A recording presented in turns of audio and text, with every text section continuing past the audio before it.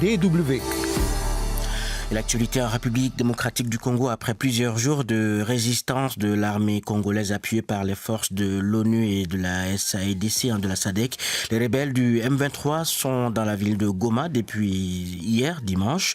Les autorités militaires de la capitale provinciale du Nord Kivu ont évacué donc Goma et se sont dirigés vers la province voisine du Sud Kivu. Fréjus Kenom, bonjour. Bonjour Eric Topona, bonjour Salemouana Milongo. Voilà, Fréjus, toute la nuit et encore en ce moment à Goma, des crépitements de balles sont perceptibles dans presque tous les quartiers de la ville. Certains éléments de l'armée congolaise résistent à cette présence des rebelles du M23, Fréjus. Oui, Goma, il faut le dire, s'est réveillé avec des crépitements de balles et des habitants décrivent une ambiance de panique. On nous signale aussi qu'il y a eu une évasion à la prison de Muzenze à Goma. Tous les prisonniers ou la plupart d'entre eux seraient actuellement en liberté. Cette prison accueillait entre 3000 et 4000 détenus d'après une note des Nations Unies qui remonte à mai 2023. Des vidéos diffusées sur les réseaux sociaux montrent des hommes en armes défiler dans des rues. Ils sont présentés comme étant des combattants M23 soutenus par le Rwanda.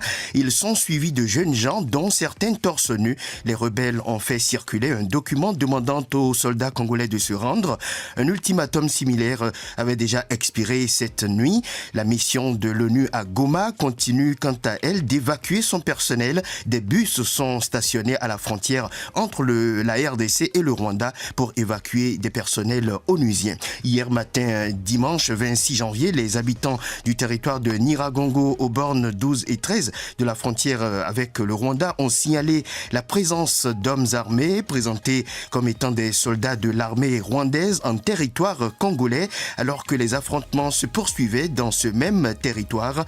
Quelques heures plus tard, lors de la session d'urgence du Conseil de sécurité, la ministre d'État, Thérèse Kayikwamba-Wagner, ministre des Affaires étrangères, a affirmé qu'il y avait une incursion et demandait des sanctions contre le Rwanda. Et toute la journée d'hier, les forces armées de la RDC ont résisté à la détermination des rebelles du M23 pour prendre la ville de Goma. Mais tard dans la soirée, les rebelles étaient déjà donc signalés dans cette ville. Encore un détail, Eric Topona, face à cette présence, les autorités militaires et leurs proches restés dans la ville ont commencé à évacuer par le port de Goma pour se réfugier dans la province du Sud Kivu.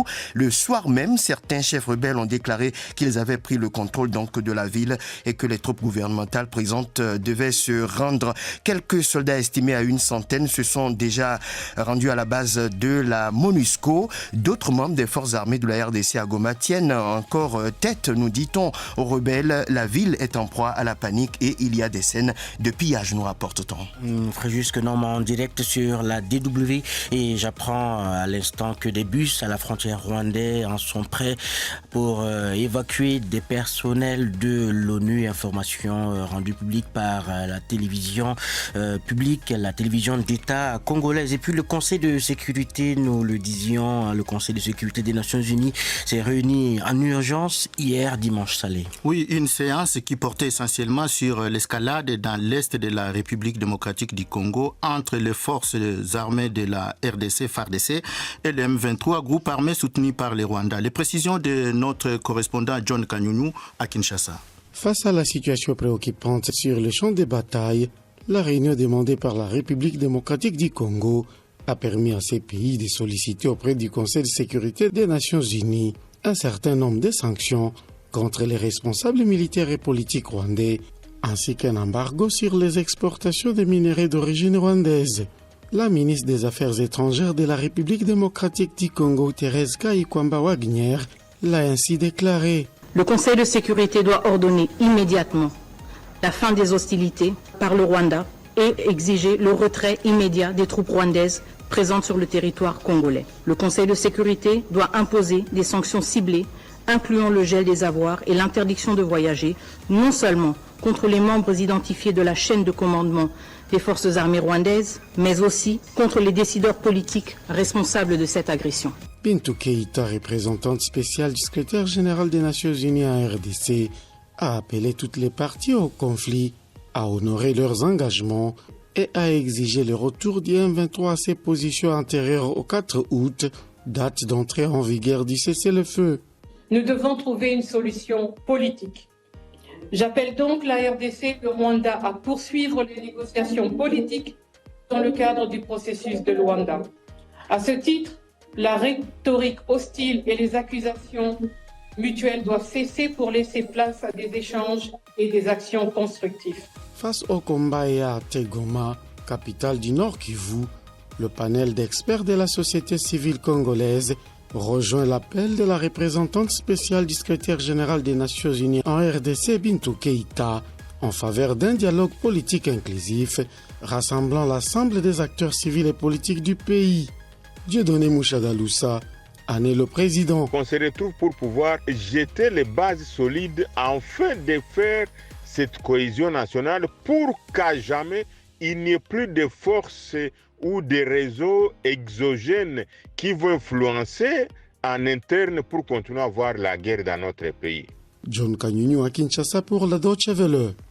Toujours en RDC, la ville donc de Goma serait entre les mains des rebelles du M23 et c'est dans ce contexte qu'une rencontre entre le président congolais Félix Tshisekedi et son homologue rwandais Paul Kagame est prévue mercredi. Oui, le groupe armé anti-gouvernemental du M23 et 3 à 4000 soldats rwandais selon l'ONU combattent l'armée congolaise dans la région depuis plus de 3 ans. Les combats de dimanche se sont tenus aux portes de Goma, capitale provinciale de plus de 1 million d'habitants et presque autant de déplacés. Et puis le gouvernement congolais a décidé de rappeler tous ses diplomates en poste au Rwanda et de mettre fin à toute forme de coopération avec son voisin.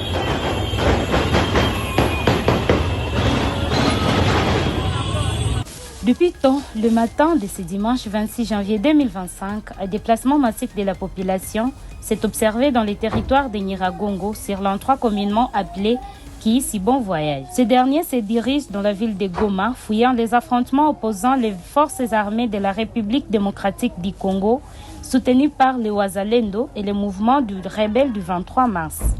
Selon une source sur place, ces affrontements commençaient tôt le matin lorsqu'une attaque venant du Rwanda a été signalée sur la ligne appelée 3 antennes vers Kibati. Ici, nous sommes à Kibati, aux 3 antennes. Awa boye tozomi na circonstance na tongo seke awa Rwanda a signé na biso guerre officiellement parce que oui, c'est parce que biloko oyo boye ndenge tomona bombe uti na ligne ya Rwanda mbala moko kobeta biso vraiment ça chauffe vraiment bombe ya drone wana abeti VCI na biso ya baromeo na biso de obu moko ezikisi nini ezikisi VCI na biso donc ange blende na biso yango wana ezopela bozomona yango oyo bomoni ezozika awa toza tellement menacé vraiment la situation il faut toluka la solution parce que comme guerre officiellement eza guerre oui nabanzi dinosaure ozoyoka ngai yo nde conseiller ya président direct yo ozoyoka ngai mais respect mo letina awa Rwanda signé biso VCI yango wana ezobzika ozoyoka munition yango wana ezobeta donc babeti VCI ya ravitaillement ya baromeo bien ok bosala effort bolukela yango solution. Vous avez de la... Ces attaques matinales ont causé une psychose dans les chefs de la population du groupement Mouni-Gif, village Kieru, qui se déplacent avec peu qu'ils pouvaient, comme de matelas, bidons sur leur tête, et certains se déplacent avec leur bétail. Un reporter sur place nous renseigne que les forces armées de la République démocratique du Congo, soutenues par les forces loyalistes du Wazalendo, se comporteraient bien sur la ligne des fronts. Hapa tunapatikana tarafani Nyiragongo. Kama utasikia nyuma yangu masisi ambayo inawia, hapa ni kusema kwa jeshi la taifa la Kongo linapiga adui na msimu mbali sana. Wakazi wa Goma muwe kalme, msikimbia kitu ama msiogope kitu, maana jeshi la taifa la FARDC na Wazalendo wanajicomporter d'une manière très professionnelle kwa ligne de front. Msiogope kitu, mkuwe kalme, endelee kutufuatilia tupatia habari ambazo zinastahili. Le vice-gouverneur du Nord Kivu, Ekou Kalipopo, demande à la population de la ville de Goma de faire confiance à nos autorités ainsi qu'à notre armée congolaise. Je peux vous dire que le combat en rase campagne est une chose, mais le combat en ville est une autre chose. Ne croyez pas que si cette armée-là, ennemie, croit entrer comme ça, inutilement, de manière assez facile dans la ville, eh bien, elle aura toute la population et toutes les forces de police de l'armée ici dans la ville et ce sera son cimetière. Donc nous sommes là, ayez confiance en nous parce que vous avez choisi que nous soyons là et ayez confiance en nous, en tout ce que nous vous commanderons. Les autres, si jamais ils arrivaient, ils ne feront rien de spécial pour vous, ils vous extermineraient. Donc que l'on ne dise pas non, le vice-gouverneur est parti, tel a fui, non. Ayez confiance en nous. Nous allons tous ensemble unir nos efforts pour défendre la ville de Goma. Certes, nous avons été décapités par la mort de son Excellence le gouverneur, mais nous sommes tous là et voyez comment nous sommes rangés. Nous avons fait cette réunion pour montrer à la population ici que nous sommes sur place. Elle n'a pas à avoir peur, nous sommes sur place. Il y a des gens qui spéculent sur notre fuite, sur notre déplacement. Regardez vous-même, nous sommes tous là et nous allons servir la population en notre qualité, c'est-à-dire les gouvernants. Nous avons parmi nous le commandant région, nous avons le commissaire provincial de la police, nous avons l'amiral de la force navale, nous avons chacun dans ses attributions. Je crois que chacun de nous est là en place, en poste pour faire son travail. Et en ce qui concerne l'électricité, nous sommes en train de faire le nécessaire pour que l'électricité revienne dans la ville de Goma. Sur instruction du président de la République, chef de l'État et commandant suprême des forces armées et de la police nationale congolaise, tous les militaires, policiers, volontaires pour la défense de la patrie et autres agents des services de l'ordre et de sécurité de la garnison de Goma sont consignés et engagés armes à la main dans le combat pour la défense de la ville et donc du pays en entier. Et cela, chacun sous le commandement de sa hiérarchie. Il y va de l'honneur et de la souveraineté de notre pays. C'est pour cela que j'appelle donc tous les concernés à demeurer vigilants, combatifs et déterminés à défendre la patrie en général et la ville de Goma en particulier, afin de repousser avec énergie l'agresseur rwandais jusqu'au sacrifice suprême. La patrie ou la mort. Fête à Goma le 26 janvier 2021.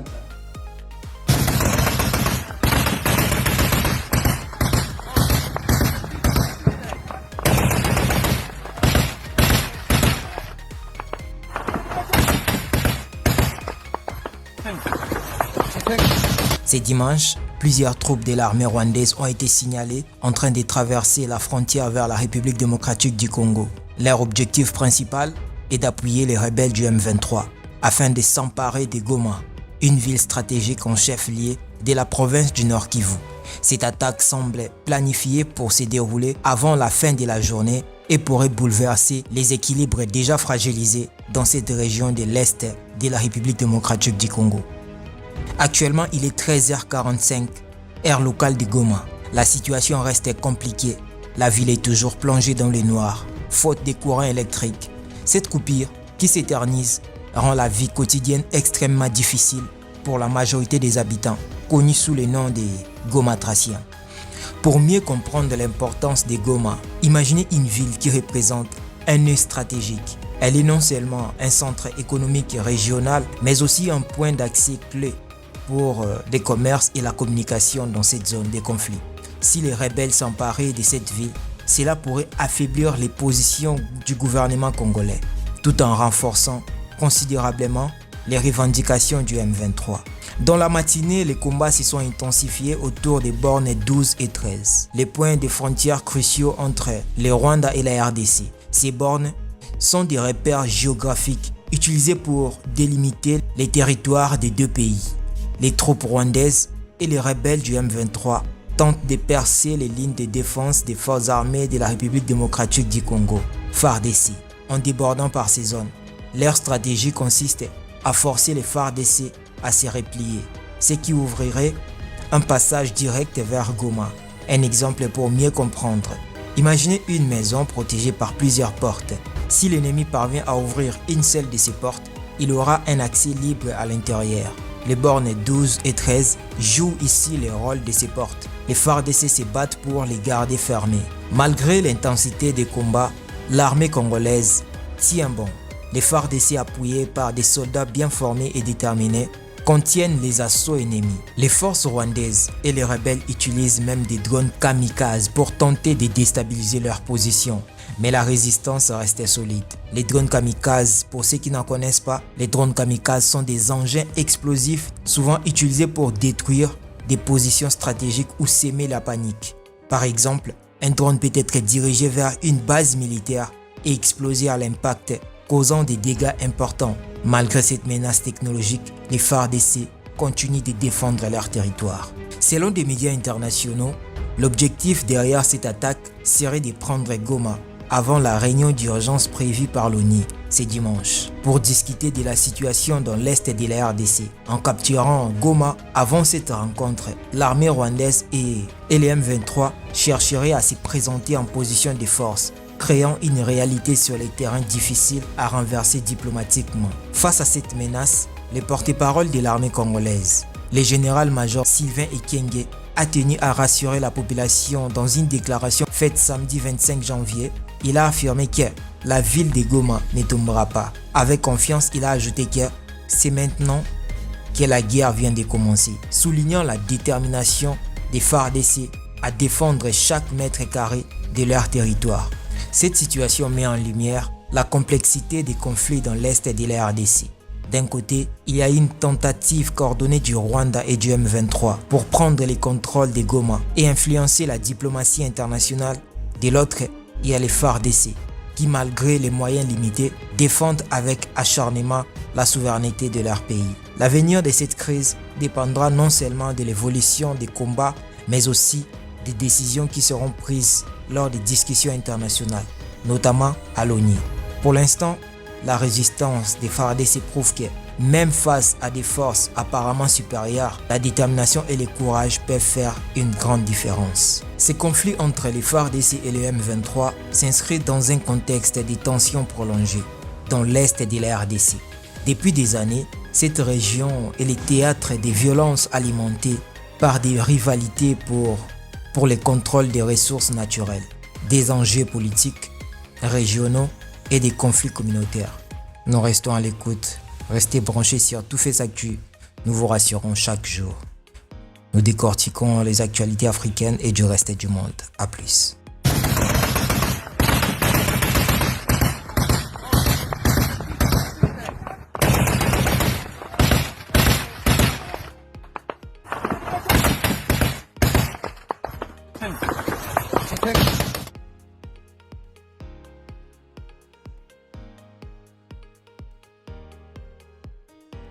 Aujourd'hui, bien que la MONUSCO appuie les efforts sur le terrain, la FARDC, les M23 et les forces rwandaises ont pénétré le site de Munigi, ainsi que les abords de la ville de Goma, entraînant la panique et la fuite des populations. Les routes sont bloquées, l'aéroport ne peut plus être utilisé aux fins des évacuations ou des efforts humanitaires. Le M23 a déclaré l'espace aérien de Goma fermé. En d'autres termes, nous sommes pris au piège. Je demande au Conseil d'agir maintenant pour préserver la population civile, les travailleurs humanitaires et l'ensemble du personnel de l'ONU. Sur instruction du président de la République, chef de l'État et commandant suprême des forces armées et de la police nationale congolaise, tous les militaires, policiers, volontaires pour la défense de la patrie et autres agents des services de l'ordre et de sécurité de la garnison de Goma sont consignés et engagés armes à la main dans le combat pour la défense de la ville et donc du pays en entier. Et cela, chacun sous le commandement de sa hiérarchie. Il y va de l'honneur et de la souveraineté de notre pays. C'est pour cela que j'appelle donc tous les concernés à demeurer vigilants, combatifs et déterminés à défendre la patrie en général et la ville de Goma en particulier, afin de repousser avec énergie l'agresseur rwandais jusqu'au sacrifice suprême. La patrie ou la mort.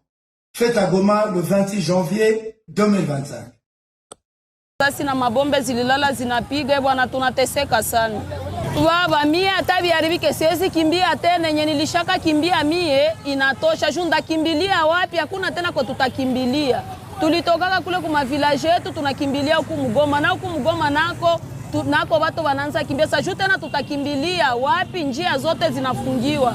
Kwa tulikuwa tunazania tunaanza kimbilia, tunaanza vuka hata Maina kule kumai nako njoo sasa nako jaribu. Hakuna tena kwa kukimbilia.